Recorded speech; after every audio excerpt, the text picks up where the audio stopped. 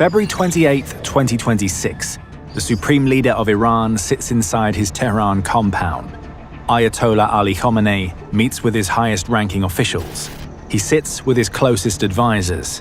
He believes he is perfectly secure. He couldn't be more wrong. Hundreds of miles away, a squadron of Israeli fighter jets is already burning through the morning sky. The supreme ruler of a 92 million-person nation has exactly 2 hours left to live. This is how the US and Israel took out the Ayatollah.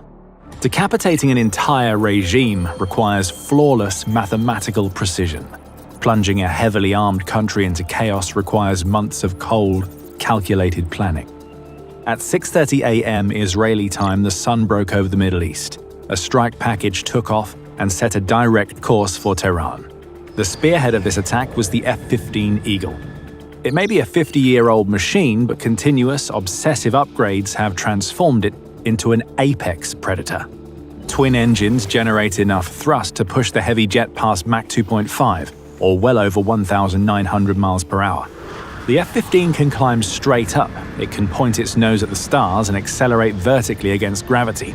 State-of-the-art radar acts as a digital sniper scope. The Eagle can spot and destroy enemy aircraft long before they ever appear on the visual horizon. Eagles normally carry a vast arsenal of short-range munitions, but on this mission they weren't hunting other planes. They were hunting a man. Under the wing hung dozens of Sparrow missiles. Built by Rafael Advanced Defense Systems, the Sparrow is a highly advanced, air-launched ballistic weapon. When a pilot pulls the trigger, the missile does not fly straight. It violently pitches upward into the upper atmosphere. A lethal combination of military GPS and inertial navigation then guides a hypersonic fall back down to Earth. A pilot can drop a Sparrow from over 600 miles away or 1,000 kilometers of dead space, and the missile will hit a target the size of a dining room table. It's terrifying, undeniable precision. Loaded with dozens of these kinetic executioners, the F-15s pushed east. The flight to Tehran took a little over 2 hours, but the target was functionally immortal. Ayatollah Ali Khamenei was not a foolish man. To the United States and Israel, he was public enemy number one. To the Iranian people, he projected invincibility. He claimed killing him would barely slow the momentum of the Islamic Republic. Behind closed doors, the reality was different. He ordered the construction of 2 separate underground bunkers beneath his fortified compound in Tehran. They were buried so incredibly deep beneath the earth that reaching the blast doors required a specialized elevator. The ride from the surface down to the bedrock took upwards of 5 minutes. He mirrored the tactics of his old ally, Hezbollah leader Hassan Nasrallah. He retreated into his bunker every single evening. He only emerged into the surface-level offices during the light of day. Then the 12-day war of June 2025 changed everything. Israel executed a massive, surprise assault on Iranian military and nuclear facilities. They killed major military commanders. They eliminated top-tier nuclear scientists. Following the bloodbath, Khamenei became a ghost. He vanished from the public eye. He spent almost all of his time buried deep underground. Israel and the United States faced a brutal tactical reality. They knew they would not get many opportunities to eliminate the Ayatollah. The target was extremely paranoid. There would only be brief, microscopic windows of opportunity where he'd be exposed above ground and within their sights. They had to calculate when those rare windows would emerge. They had to put the necessary plans in place to strike the second the ideal moment arrived. For that, they needed data. For several months, the Israeli and American intelligence services launched a suffocating surveillance operation. They set about learning as much as they possibly could. They didn't just watch Khamenei. They tracked his staff, they stalked his security details, they mapped his close associates, they monitored his advisors, they catalogued his family members, they watched every other important Iranian official that entered his orbit. They mapped every hour of his life, his daily routine, and his compound. They needed to pinpoint the perfect date, time, and place to strike. They had to guarantee that when the opportunity presented itself, their strike would be flawless. Failure was not an option. Using classified tools, Israeli agents hacked directly into the traffic cameras across Tehran. They focused on the ones situated along Pasteur Street, where Khamenei's compound was located. This digital hijack gave them permanent eyes on the ground. They tapped into real-time visual feeds of the area. They could see exactly who was coming and who was going at any given moment. Over months of silent observation, the intelligence agents of Israel's Unit 8200 built up a detailed picture of the area. They knew everything about it. They mapped the most minute details. They logged what routes the compound's drivers and bodyguards took to get to work. They recorded what hours they were on duty each day. They tracked who they were assigned to guard. They even mapped the specific places where they liked to park their cars.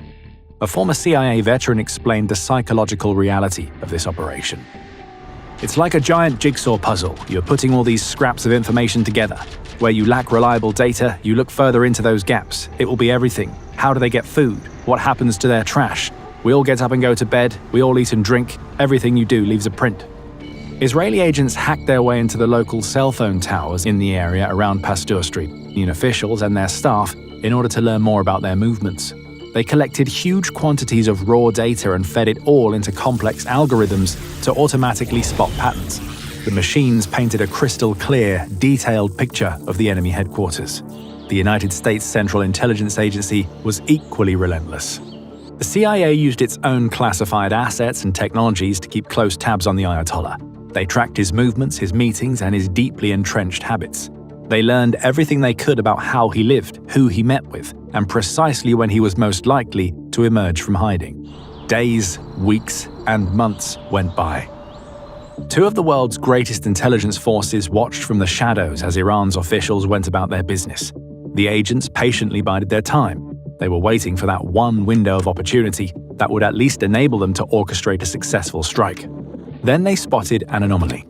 Israeli intelligence learned that Ali Khamenei was scheduled to attend a major meeting. A large contingent of top-tier Iranian officials was gathering at his surface-level compound on February 28th. The target list was staggering. Mohammad Pakpour, the commander-in-chief of the Islamic Revolutionary Guard Corps; Aziz Nazirzadeh, the Iranian defense minister; Admiral Ali Shamkhani, the head of the country's military council; Syed Majid Musavi, the Islamic Revolutionary Guard Corps' Aerospace Force commander; Mohammad Shirazi, Iran's deputy intelligence minister. Even the Ayatollah's direct family members were exposed. His son Mojtaba and his daughter Boshra, along with their spouses, were all expected at the same location. The CIA reportedly secured a vital human source on the ground.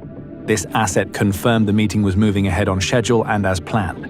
Some intelligence experts have suggested that a deeply embedded mole existed within the Ayatollah's inner circle, someone who eventually decided to betray him. Regardless of how they secured the intel, this was the moment the US and Israel had been waiting for. This was their golden opportunity. They could permanently cripple the country's entire leadership group in one violent swoop. They simply could not afford to miss. It was a once-in-a-lifetime shot. They had already been quietly putting plans in place for an attack on Iran. Originally, they planned to begin their assault at night under the cover of darkness.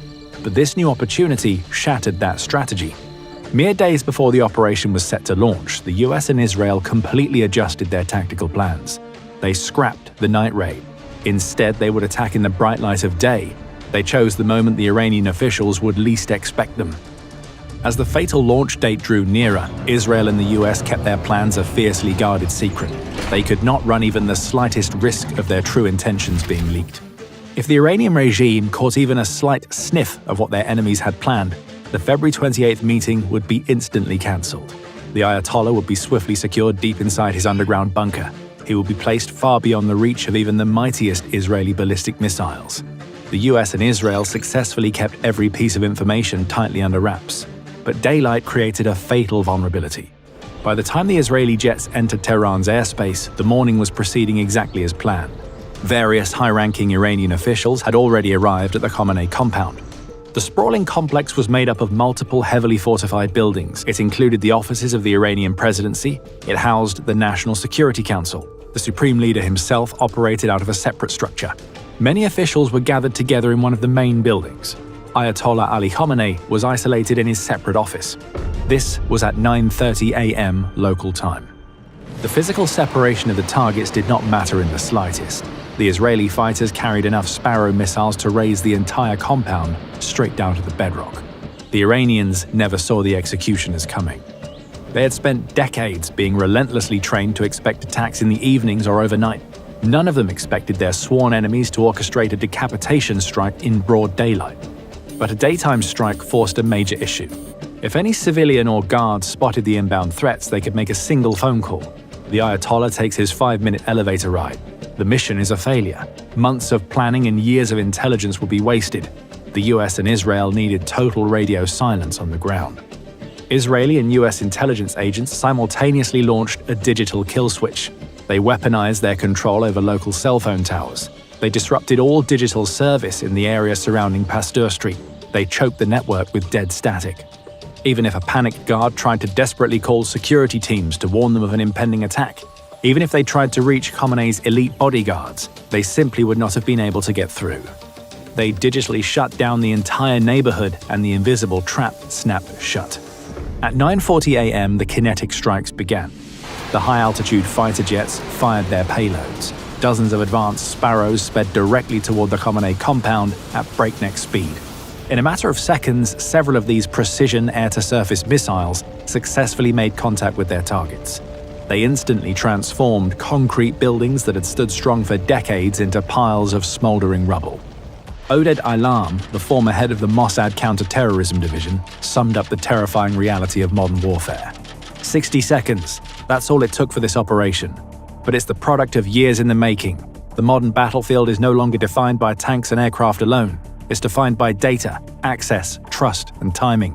1 minute can change a region. And so it definitively did. Gigantic plumes of thick black smoke choked the air. Civilians across the surrounding areas watched the destruction in shock and fright. In the blink of an eye, Khamenei's legendary compound was erased. The space that had been a safe refuge for him and his officials was gone. So was Khamenei himself. Those few inside the compound that had miraculously managed to survive the initial salvos scrambled wildly to find shelter. Khamenei's son, Mojtaba, was one of those statistical anomalies. He had stepped outside for a breath of fresh air mere moments before the ballistic missiles arrived. He suffered a severe leg injury. He lost his father, his wife, and his own son in the blast. He managed to drag himself out of the rubble alive. Ali Khamenei himself had zero chance of survival. At the age of 86, his life came to a sudden, violent end alongside many of his closest and most important officials. In a single strike, the head of the Iranian state was cleanly severed. Satellite imagery in the immediate aftermath revealed the apocalyptic extent of the damage. In the hours that followed, US and Israeli forces carried out countless additional airstrikes and bombing runs on Iran's air defenses, radars, military compounds, and other important infrastructure. Those that remained of the regime scrambled to form a temporary 3-person council to demonstrate some semblance of control. They elected Mojtaba Khamenei as their new supreme leader. A decapitation strike on day one of a war is the ultimate military checkmate. This is the same perfection Vladimir Putin expected when he ordered the invasion of Ukraine. He expected a flawless 60-second victory. He walked directly into a bloodbath. To see how a massively outgunned Ukrainian military set a brutal trap that completely broke the Russian war machine on day one, click the video on your screen right now. And we'll see you on the next battlefield.